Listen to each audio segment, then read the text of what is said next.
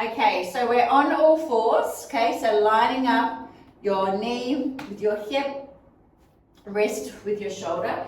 So from here, we're going to keep this part of our body straight, and we're going to stretch between our shoulder blades. So from here, I'm going to push my chest all the way down to the ground, squeeze those shoulder blades together, and then come back up.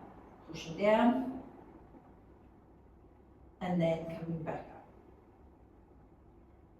And each time, we are trying to imagine, can we get our shoulder blades to touch?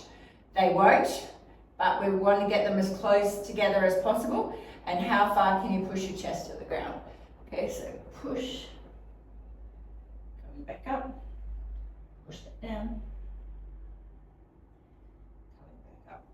When I first started to do this, my back, my rhomboids and my upper back was so tight, it hadn't been used to moving it that way. I felt like I could hardly move. But again, the more I did it, I've got quite a lot of movement there, and it feels really better. So this is, if you're at a desk, if you're in a similar position, get this stuff worked on and we can really stretch it out. So you could gauge how, if you're giving yourself a score, you could gauge it on how far you feel like you can get your shoulder blades together.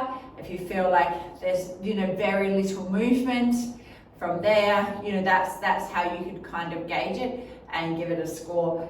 10 would be ultimately that you can push your chest as far down as possible, coming back.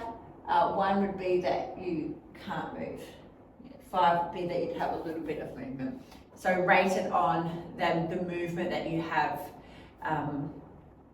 for getting your shoulder blades together. All right, make sure you let me know how you go. Good luck.